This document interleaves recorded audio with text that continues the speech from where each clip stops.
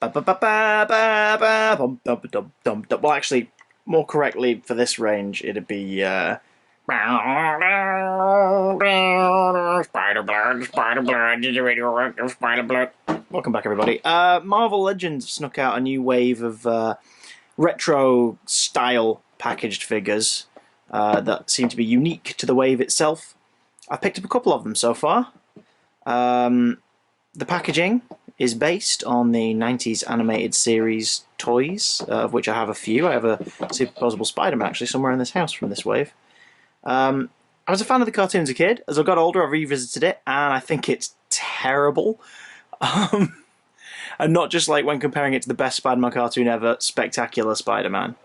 Those who've watched it now have the theme stuck in their heads.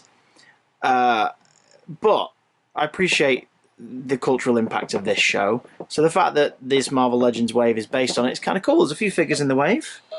There is Marvel's Electro, because for copyright reasons he's always called that in packaging, which is based directly on his very brief appearance in the animated series. He's bulkier, he's got the electric stripes all the way down, and the thicker boots and wrist plate things. Peter Parker, who is not based on the Peter Parker from the animated series, it's just sort of like a generic 60s Peter Parker. There he's got a half Spider-Sense like visual head, and he also comes with a Peter Parker head with Steve Ditko style Peter Parker whiteout round lens glasses. I hope to pick him up at some point. Green Goblin, hope to pick them up at some point. Who is very much based on the animated series design, which is good because it's just sort of very classic Green Goblin. Gwen Stacy, who I currently have review coming soon. But yeah, and also Daredevil with the colour scheme that he had in the animated show in the 90s of Spider-Man. Bitten by a radioactive spider, Peter Parker now possesses all the arachnid's attributes. He's the amazing Spider-Man. And like the old school action figures used to have like a little thing showing you what their like kung fu grip or missile launching action was in a little blueprint. Here it's just to demonstrate that you can switch the heads of the figure. So there it is. Nice packaging. It looks lovely in there, but I want him out. I bought him because I want him. I don't have a relatively new Marvel Legends Spider-Man. In fact, I don't have any comic book Spider-Man based on 616 Peter Parker at all since the Sinister Six box set version from the middle of the Toy Biz 2000s range. So I'm looking forward to getting an updated one, who's not the Tiny Ultimate one. Let's get him open. Spider-Mew. Spider-Mew. Spider-Man. Oh my god, he looks amazing. I don't even know where to begin. I'm so pleased with this figure. I also really kind of don't want to unpose him in case I bugger it up, because I just was faffing around with him. I put him in that pose. He looks amazing. I've even got him balancing like. This is how sturdy he is. He's got like nice wide feet, like sort of the comic book illustration would normally have. So he's balancing really nicely on that foot with only a little bit of help from that one. He's not even got it down fully.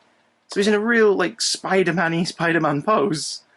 I don't want to change it, but I'm going to have to because I'm talking about the Spider-Man figure. Okay, so here he is. As far as the connections to the animated series retro look go, it's just the colour scheme. He's very much in the colour scheme of the 90s animated series figure.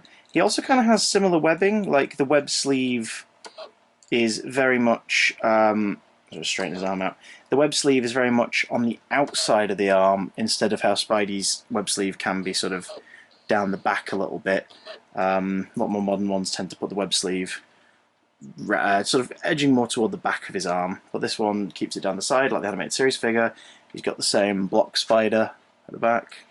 He's got the same little tiny spider at the front. So all the things that make him look more like the animated series one are completely within just the paint applications. The head is really nice. The head is really, really good. I grew up in the 90s, so I'm used to big-eyed Spidey, but I like the small-eyed Spidey a little bit more. And these aren't painted on. They're part of the sculpt. Not just on his head, but on the spare head. He's got the squintier eyes, a bit more sort of classic Steve Ditko, John Romita style Spidey. Like, they're sculpted. Oh, it looks so good. So he comes with a spare head, he comes with 2 sets of hands, your classic thwip thwips, and your punchy punches. articulation. Some of that in the old ankle. He's got calf rotation, which is a shame because obviously you can break the display a little bit when it's his calf is like sticking out the side of his leg. Double joint in the knee, swivel at the thigh, pin socket there. No waist swivel, which I'm not used to. All the Spideys I've ever owned have had a waist swivel. But he does have a crunch in his lower stomach and a ball joint socket at the rib, so he can bend over quite a bit more than your other figures, Your Honour. Which is good because you can get more Spidey-esque poses. They've got these joints in the front of the shoulder there, so he can stretch his arms forward, have him kind of crouched and, you know, webbed hands on the floor, or he can have his arms right back. And the paint of the webbing, they've utilised that really well. It never breaks at any point, which is a shame because he's still got the red paint on the other joints, but whatever. Shoulder, swivel, swivel the bicep rather, double jointed elbow. All the hands have a little bit of that going on for them. What a treat. My favourite little feature, though, of this Spidey is the neck. Weird thing to say, but if you look very carefully, there's a gap at the back of his head. It's like, why the hell's he got that in the back of the neck there? Well, the joint for his neck is quite thin. It just gives you a little bit more option, which when you're posing Spidey is a good thing. Because if you've got him like hung up on a wall, or you've got him crouched double but you want him looking forwards, the usual like neck posability would only get you about there. Now you can do it like that. It's kind of brilliant, because you're rarely going to be displaying the back of his head. But also the neck joint is red, the same red as the paint, so it fits in and it doesn't look too weird. What a great idea. I love this. I've not had a modern comic book Spidey figure, aside from Ultimate Peter.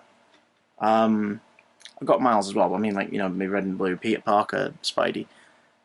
I'm so glad I picked this up. I know there are people out there who probably say that the Pizza Spidey from a couple of years ago is the better one, and probably is, but I'm so chuffed with this. It's like a great Peter in his, like, you know, mid-20s adult Spidey. I love it, and I can't wait to have it on my shelf.